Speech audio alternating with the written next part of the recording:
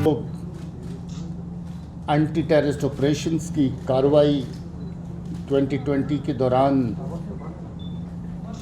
चल रही है। उसमें आज फिर एक कामयाब ऑपरेशन शेराबाद तराल में हुआ, जिसमें हिजबुल मुजाहिदीन के 3 टेररिस्ट मारे गए। हमाद खान के उस एरिया में मारे जाने के बाद जो सबसे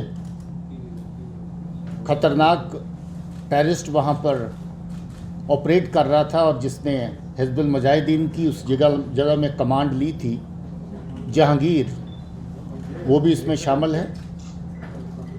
और उसके साथ दूसरा जो राजा मकबूल और तीसरा सदात, 2 तराल के रहने वाले हैं और तीसरा बिजबिहाड़ा का रहने वाला। जहांगीर खूंखार किस्म का आतंकी रहा है और इसने राजा मकबूल के साथ कम से कम 8 ऐसी टेरर वारदातों को अंजाम दिया, जिनकी वजह से इलाके में बहुत ज़्यादा खौफ और टेरर का माहौल था।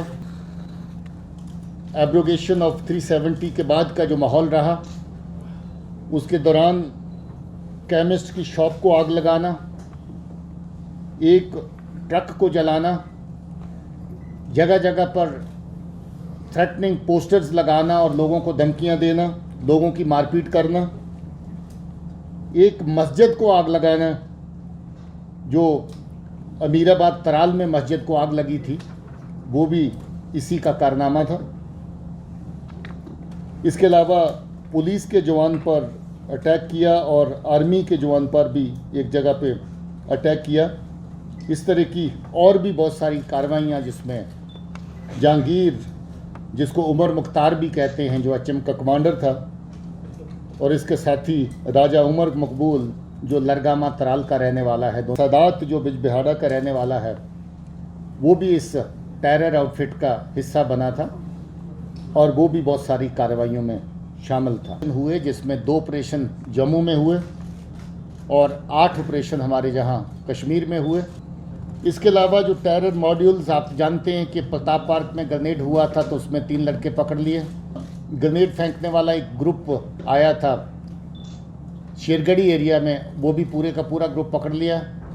उससे पहले 5 लोग जो जैश मोहम्मद के साथ वाबस्ता थे, श्रीनगर सिटी के अंदर उन्होंने अलग अलग जगह पे ग्रेनेड फेंके थे और बहुत बड़ा असला अम्नीशन यहाँ पर ला करके शहर में जमा किया था। उसके साथ साथ एक फ़दाइन वेस्ट भी उन्होंने अपने साथ लाई थी, जिसका मैं पहले जिक्र किया था पहली कॉन्फ्रेंस में, कि इस तरह का कोई फ़दाइन कार्रवाई का सिलसिला जो है वो 26 जनवरी के आसपास इन्होंने प्लान किया था। इसके अलावा जो OGW, जो इनका सपोर्ट स्ट्रक्चर है, जो इनको मदद करते हैं इनके रोज़मर्रा के काम कार्रवाई में, 40 के करीब वो लोग भी पकड़े गए हैं। वालों की तादाद है वो भी पहले के मुकाबले में अब ना के बराबर है, बहुत कम है।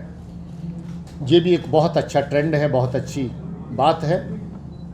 टेररिस्ट का नुकसान होता, क्योंकि एक्सचेंज ऑफ फायर में टेररिस्ट और फोर्सेस दोनों तरफ आमने सामने होती हैं, मगर कोलेटरल डैमेज जो है वो किसी तरह का, किसी सूरत का, किसी भी ऑपरेशन में नहीं हुआ। ये हमारे लिए खुशी की बात है और हम चाहते हैं कि इसी तरीके से जो ऑपरेशंस का सिलसिला है वो नीट एंड क्लीन रहे।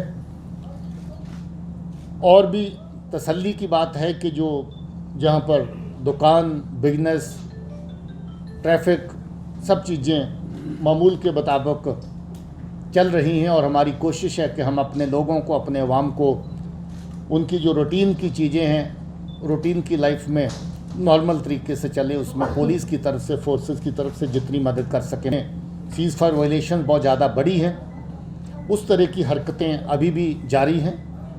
कल भी घगवाल के एरिया में, कठुआ में, पाकिस्तान की तरफ से एक ड्रोन हमारे टेरिटरी में आई थी, जो लगभग 11 से 12 मिनट BSF की पिकेट से ऊपर से क्रॉस करी। सीज़ फायर वायलेशंस के दौरान टेररिस्ट को जहां पर उधर से पुश इन करें, उनकी कुछ कोशिशें कामयाब भी हुई। पिछली बार टेररिस्ट ग्रुप जो है वो क्रॉस करके इस तरफ आया था और तीनों के तीनों उसमें मारे गए थे। जो ट्रक का ड्राइवर और कंडक्टर उनको जहाँ पर लेके आ रहे थे वो उसमें जिंदा पकड़े गए थे। उसके बाद NIA को केस की तफ्तीश दी गई और तफ्तीश अभी भी रवा। ये भी कहना चाहता हूँ कि अवाम की तरफ से अच्छी खासी कॉपरेशन सब जगह पे मिल रही है लैंड ऑर्डर को मेंटेन करने में और जहाँ के जो हालात हैं उनको और बेहतर करने में। उसके लिए हम अपने लोगों को और आप सबको शुक्रिया कहना चाहते हैं।